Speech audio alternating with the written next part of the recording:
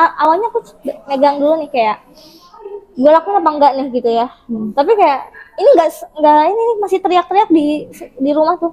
Teriak semua orang tuh teriak. Aku pusing banget dengarnya, akhirnya aku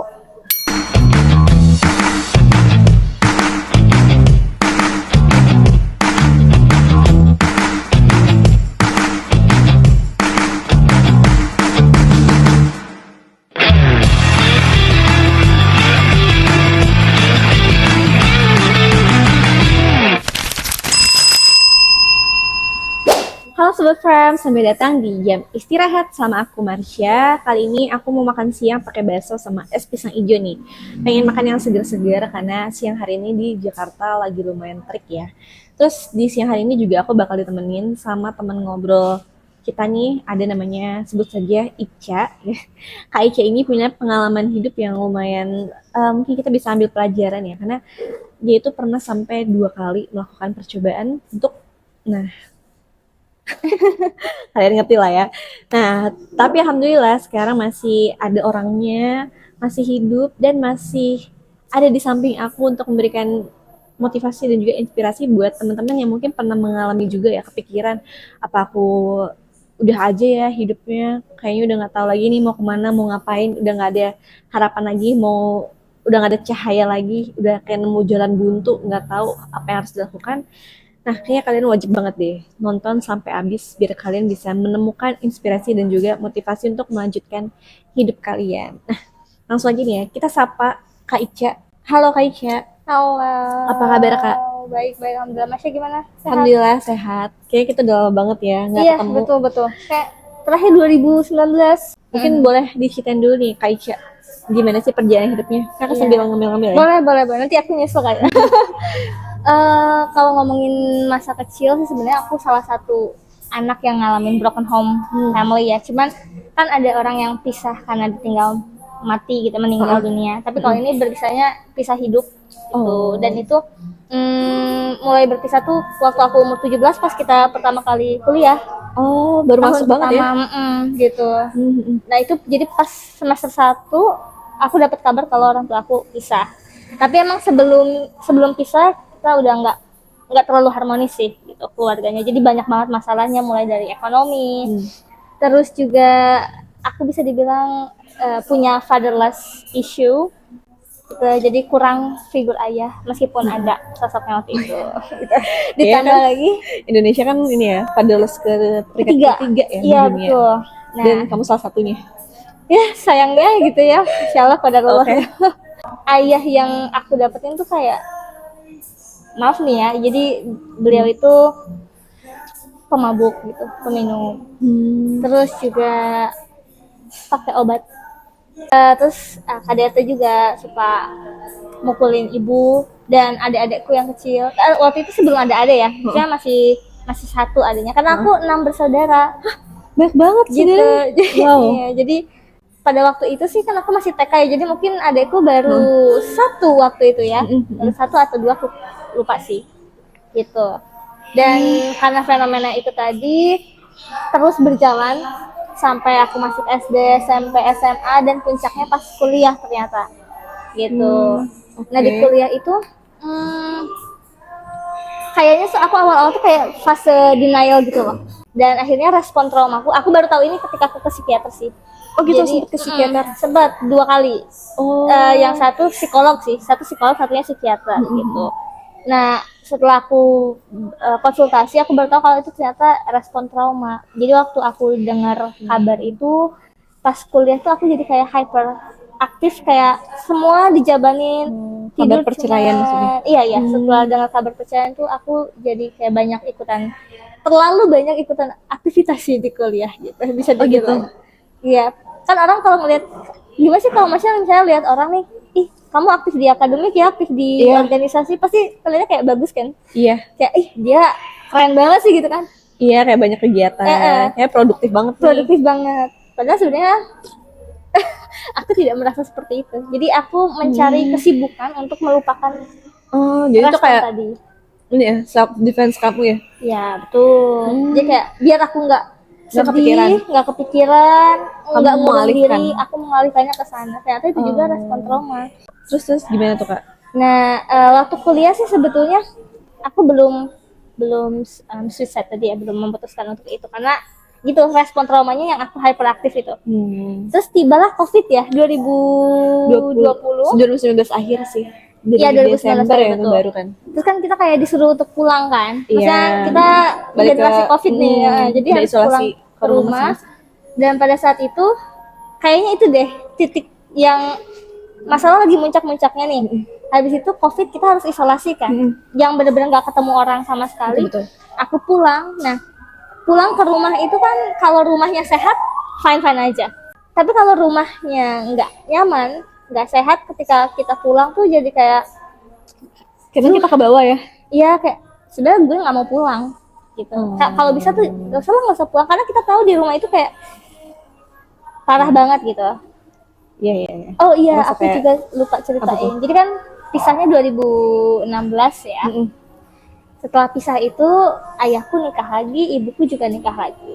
Jadi pas COVID itu di rumah itu udah sama ayah tiri sebenarnya gitu. Udah ada ayah tiri dan ya ayah kandungku rumahnya udah nggak di situ ya. Jadi kita pisah rumah. Dan pas aku pulang ya kondisinya dengan ayah tiri kan awalnya kita mikirnya harusnya better dong ayah tiri gitu kan.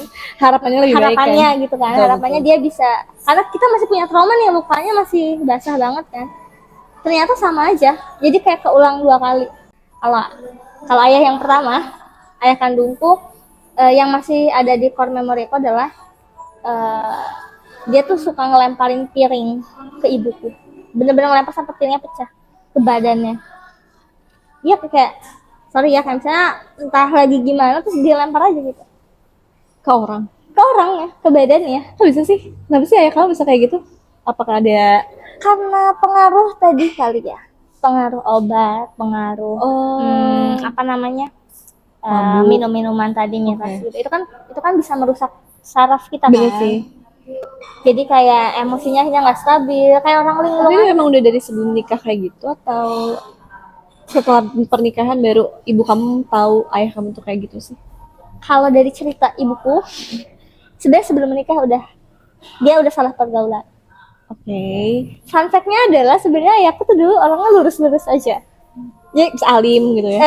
Maksudnya aku ngelihat ini sih, ngelihat kitab kuning, kitab hijau gitu ada gitu ya di satu ruangan. Dan pas aku cari tahu, ternyata ayahku tuh lulusan kayak pesantren gitu lah bisa dibilang. Oh, sebenarnya bagus ya. track recordnya. Bagus. Harusnya kan. Kayak ya intinya beliau belajar agama dan lain-lain gitu. Terus entah kenapa mungkin pergaulannya setelah lulus, karena beliau kan nggak kerja. Nggak kuliah, tapi langsung kerja. Nah, mungkin pergaulan ke tempat kerjanya itu yang akhirnya bikin dia inilah ya ke bawah arus. Oke. Dan sebelumnya tuh waktu dia kayak belajar pesantren itu kader loh dia tuh. Kader salah satu partai. Oh, yang mananya ini bukan? Yang mananya Hitam putih. sekarang udah ganti warna kan tapi Apa tuh sekarang? sekarang udah ganti warna di nah, kalau disebut ketahuan sih. Ya, warnanya baiklah. kayak jadi seger-seger gitu lah sekarang. Jadi seger-seger. Pokoknya Oh, dulu sampai kader anggota partai juga. Aku nggak tahu sih kader atau bukan, tapi aku lihat foto. Aktivis lah ya. Ya, aku lihat fotonya yang belakangnya tuh Bendera apa sih, partai. bendera itu.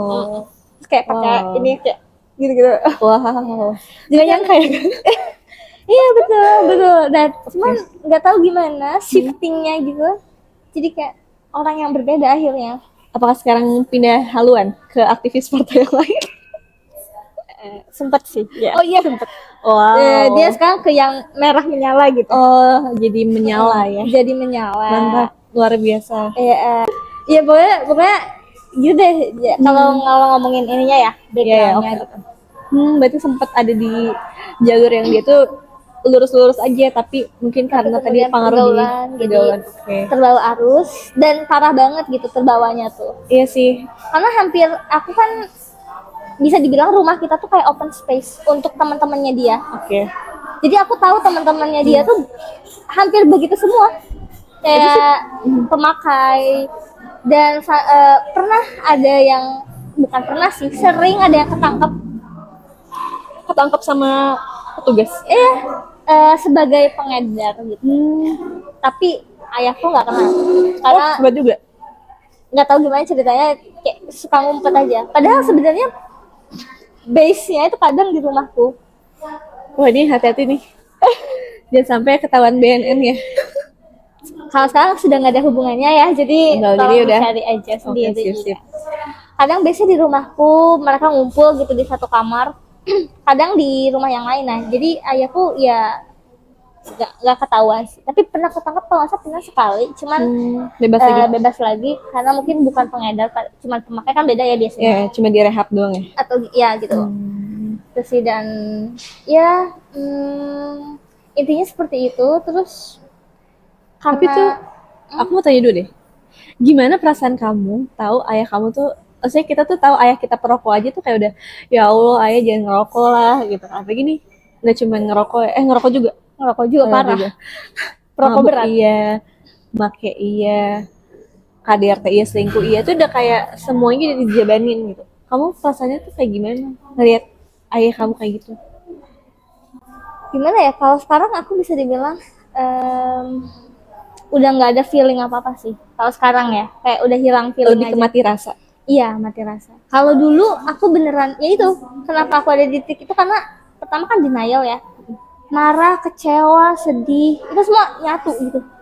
Karena gimana ya, anak 17 tahun, enggak, kan kalau ngelihat itunya dari TK dong.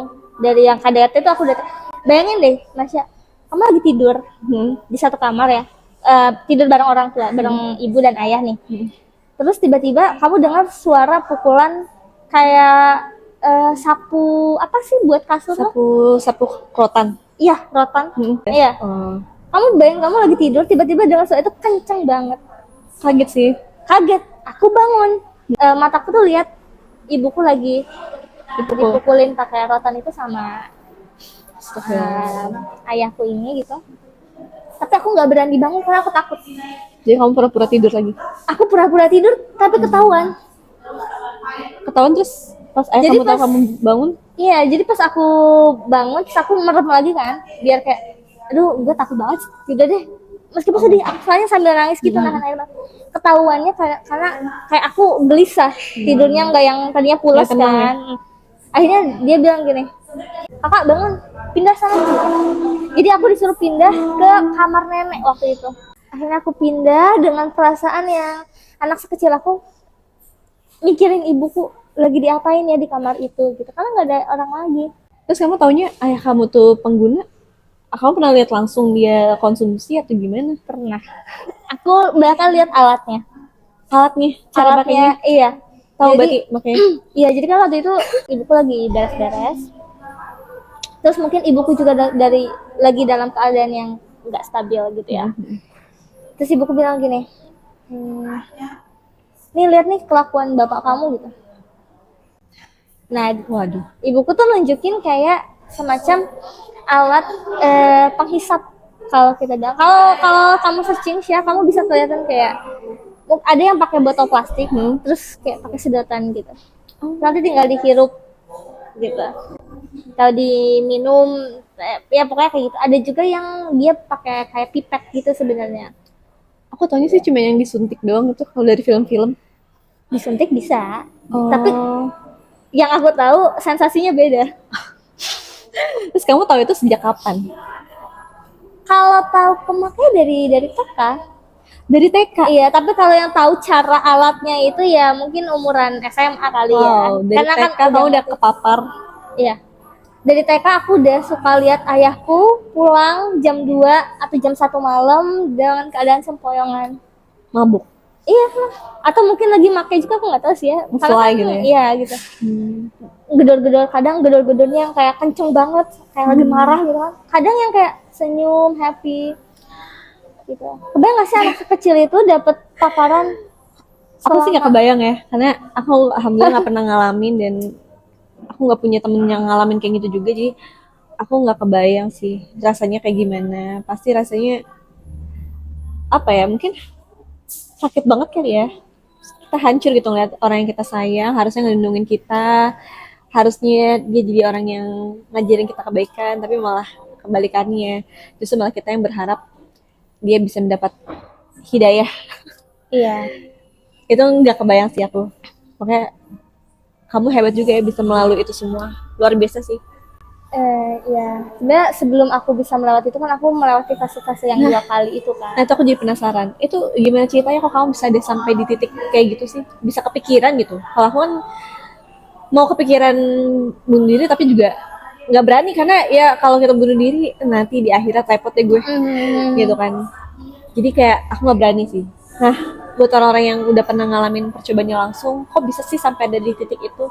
Apa sih yang jadi triggernya gitu sampai akhirnya kamu memilih untuk mengakhiri hidup kamu? Iya ya. Kadang kan orang mikir gini, kalau orang udah kepikiran sampai ke sana tuh, kayaknya kamu udah jauh banget dari agama gitu kan. Iya, Ya, sering kan dia dengar kayak gitu bener-bener gitu. sering-sering.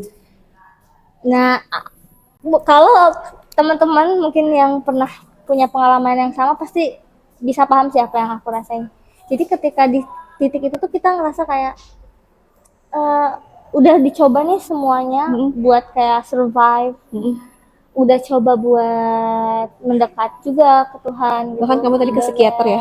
Psikiater, tapi nggak nemu nih kunci untuk kayak hati kamu tuh masih ada bebannya, nggak lega gitu, nggak plong gitu. Meskipun udah cerita ke sana sini, tapi nggak plong. Nah akhirnya kayak ada masa kamu tuh menyalahkan semuanya, nyalahin Tuhan kamu, nyalahin keluarga kamu, dapat nyalahin diri kamu sendiri. Yang aku rasain yang paling besar adalah menyalahkan diri sendiri sih.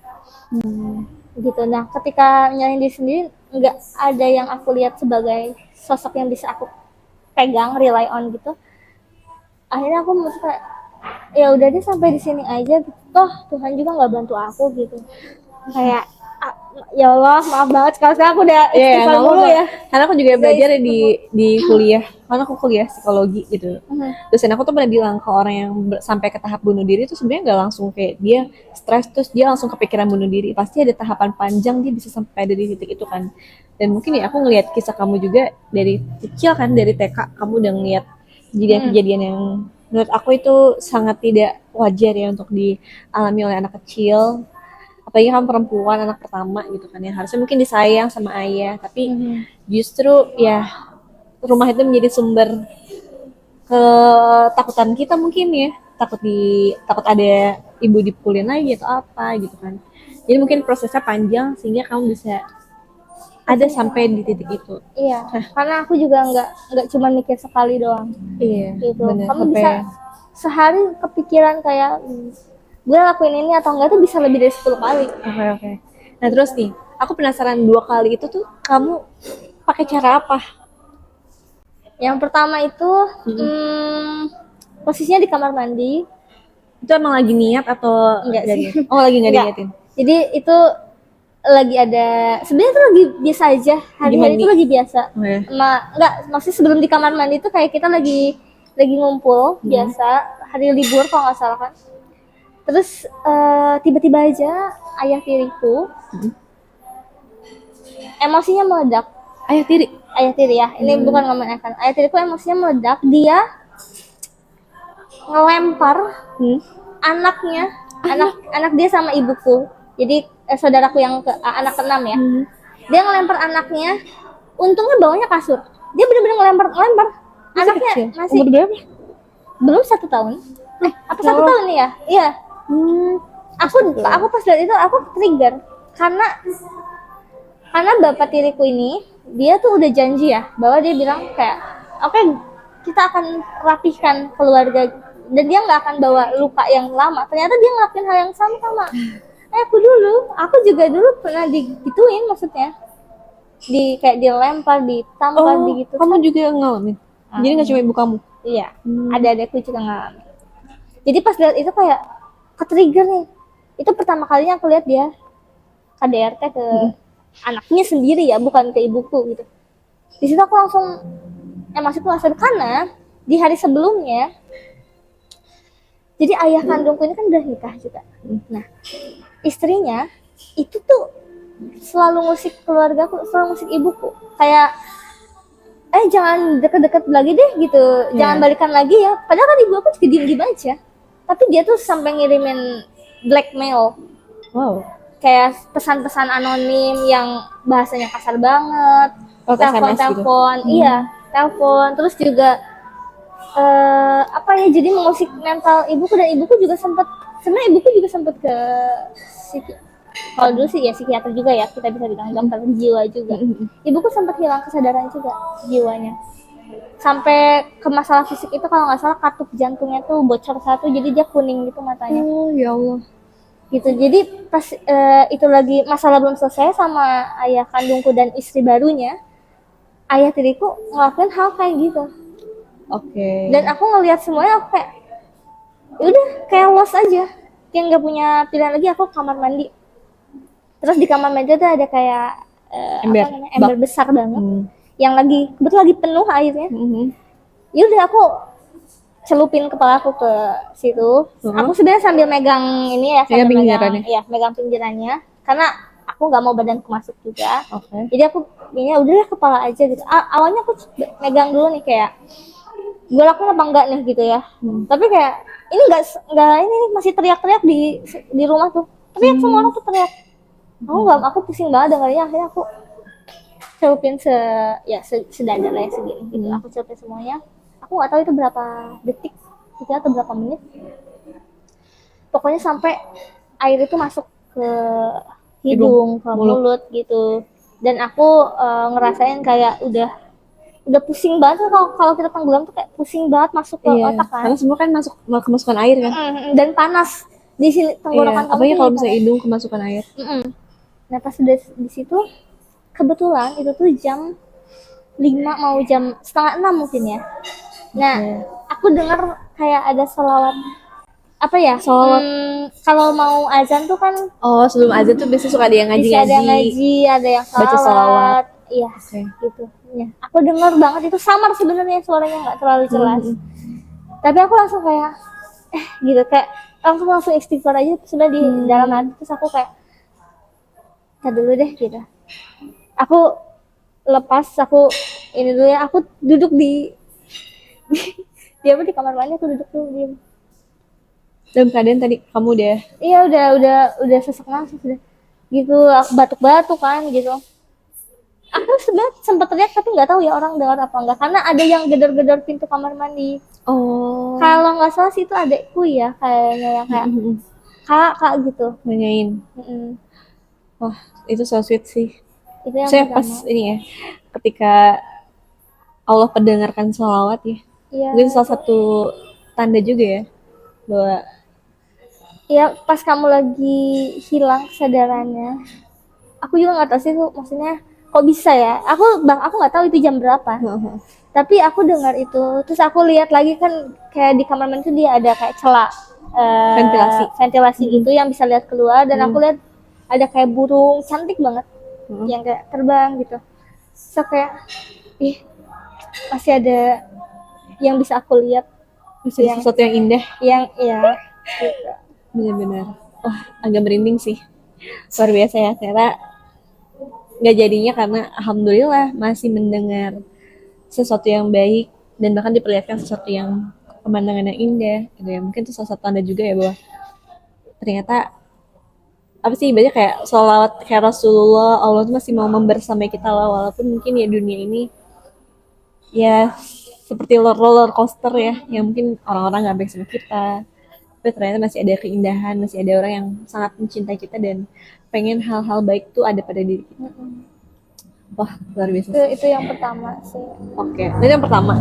Kalau yang kedua caranya sama? Enggak, beda. Yang kedua itu posisinya aku udah di luar kota ya, udah nggak di rumah. Nah itu kok bisa udah nggak di rumah tapi malah pikiran lagi? Iya, aku boleh sambil ini nggak? Sambil coba. Boleh. Ini aku agak lapar ya. Boleh. Biar nggak terlalu. Kalau kamu mau cobain juga boleh. Apa deh, gini aja kayak. Aku agak haus. Nah kalau yang kedua itu sebenarnya posisinya aku dapat offering kerja, jadi posisinya di luar kota, tapi aku masih dapat kabar kayak gitu tentang yang di rumah gitu kan. Jadi aku merasa kayak gue kerja nggak tenang banget gitu kan. Sama sebenarnya aku dapat blackmail dari ayah kandungku, dari istrinya. Terus dengar ibuku juga kolaps lagi, sakit. Iya sakit lagi. Terus Em, Kalau yang kedua itu posisinya adalah adik-adikku tuh ada sebagian yang ikut ayah, tapi mereka tuh nggak mau, jadi dipaksa, dan akhirnya adik-adikku sampai satu saat tuh mereka kabur untuk datang ke ibuku.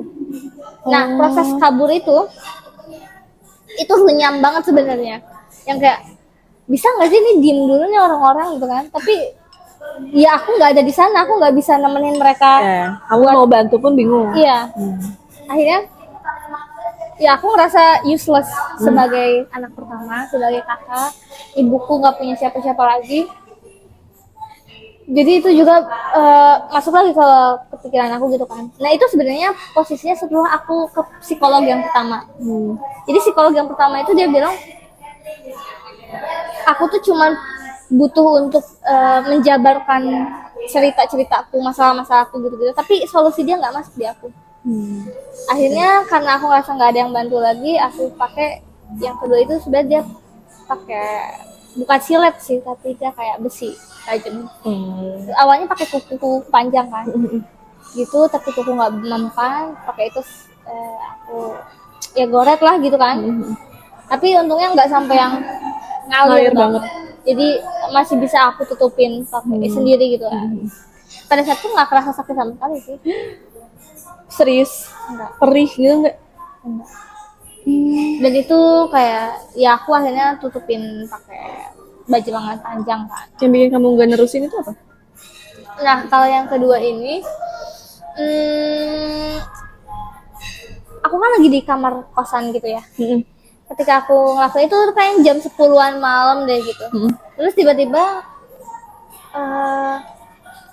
HP aku kan nyala gitu ya. Jadi kalau misalnya ada notif ada apa langsung kedengeran lah gitu. Pada saat itu tuh aku suka scrolling TikTok. Tau gak sih kalau kita lagi sendiri kan suka nyari motivasi apa aja gitu. Tiba-tiba aja HP ku yang tadinya aku matiin, dia tuh nyala dan kebuka TikTok. Kadang suka kayak gitu deh, aku nggak ngerti deh. Kebuka TikTok, terus video yang keputar itu adalah video satu ayat Al-Quran gitu. Tentang? Yang isinya tuh sebenarnya disampaikan sama Ustadz Hadi Hidayat sih, beliau panutan aku sih ya. Ya intinya beliau ngomongin ayat tentang kamu tuh nggak butuh Tuhan. Tuhan tuh nggak butuh kamu, tapi kamu tuh yang butuh Tuhan gitu.